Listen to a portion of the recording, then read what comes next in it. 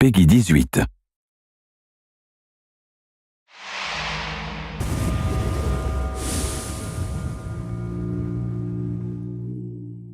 Oh, check these 4 puddles. Oh no. Oh shit.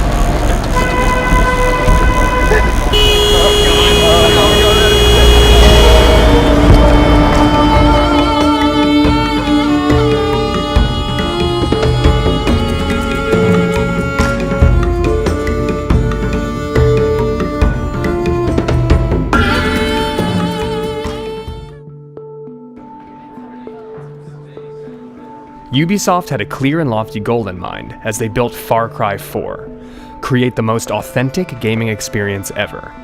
The dedicated developers in Montreal were step 1.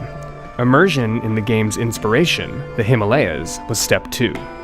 It was imperative to see the people, places, and things that would help bring this game to life. Nepal also suggests like a lot of different kinds of environments, right? How are you going to feel going from sort of the virtual world that you have created into the new world that we're going to? In my head I have this Wikipedia idea of what Nepal is. I've been reading about what makes it the way it is right now, what's been happening over the last 10 years, the last 1,000 years. But I'm hoping that we can uncover something that isn't presented on the web. The expectations are going to be super high after Far Cry 3. We really want to push it and bring it to the next level. It's super important that the environment you're in feels believable. Like you can look around and understand the space and it feels like a real place from the real world. So being able to go to some of those locations is super interesting and super useful, just to see how the ground crunches under your feet and just the tiny little textures like that. And we can try and bring that extra level of authenticity to it.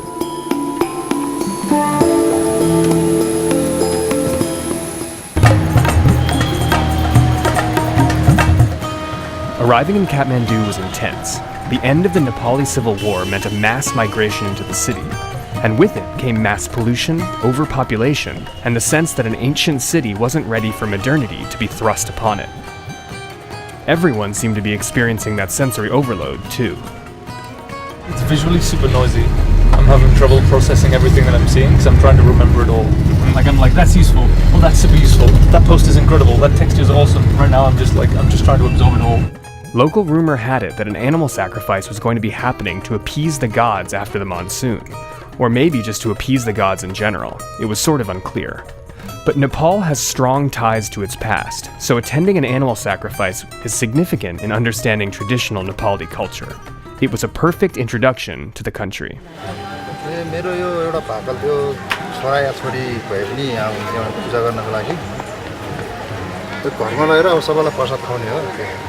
So we've made it to Dakshina Kali Temple, where the goddess Kali asks for blood sacrifice from her devotees. That face is the face only a Kali could love.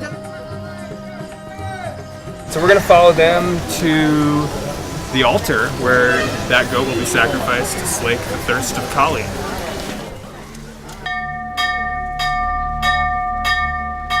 It was certainly a normal cultural moment, but for a second, everything got pretty quiet.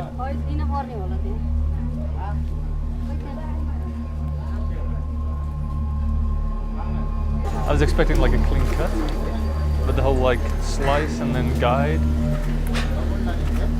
It's been super interesting to get this close to the source material. It's like it's the kind of experience that we can never normally get, and I haven't had working on the game before. I didn't realize the significance of bells, especially around temples and places of worship. In my head before I went, I had this like very stereotypical kind of soundscape of what a place of worship sounded like. I think what we'll end up with is something that's less like a stock movie soundtrack kind of vibe, and we'll capture something that's much more realistic. After a brief foray into animal sacrifice, a small plane was taken to Pokhara, a town famous for both being a gateway to the Himalayan highlands and the home base for Nepal's legendary fighting Gurkha.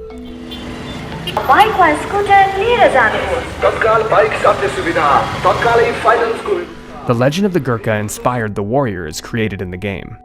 मेरो खुसी लाग्यो थियो यो वर्ष भने वर्ष रासन खाएपछि हाम्रो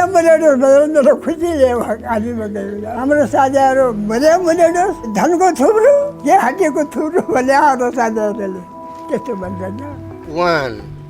The young Gurkhas in training gave a sense of what the challenges and motivations were to join one of the world's most elite fighting forces. They were established by the British Empire in the mid-19th century and have fought alongside British special forces ever since. It's often said, if a man says he's not afraid of dying, he's either lying or is a Gurkha. Mark and Phil, you guys studied Gurkhas a lot as you were developing the game, right? Yeah. And so what is it like now, actually meeting young dudes who are trying to be Gurkhas? It's interesting to meet the personalities behind that, just to see how dedicated people are to actually achieving that. Like these guys will try year after year after year to get in. The dedication is pretty intense. I have been trying British Army for 4 times, and this is my last time. Gurkhas are very closely associated with the kukri, a curved do-it-all weapon that's been referred to as the Gurkha blade. खुकुरी चल्छ नि हामीसँग खानु भएपछि के गर्ने ठान्दैन भने खुकुरी तान्यो खेल्यो हान्ने त्यसले गोर्खा बाजेले भनेर पहिले गर्नु। Just a few years ago, a retired Gurkha successfully fought off 40 thieves who had hijacked a train, killing 3 of them and seriously injuring 8 others, with just a kukri. It's also the primary blade used in Far Cry 4. We will die for Gorkha, sir, if we are selected for British Army, Gorkha. It was becoming apparent that pride came with being a native of the Himalayas. As the journey continued towards the guerrilla trail, the roads were getting narrower and more perilous.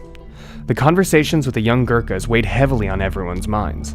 There was a looming sense that an intense few days were to come, as the developers were going to meet the real people behind the game they wanted to create, people whose lives had been torn apart by the Civil War.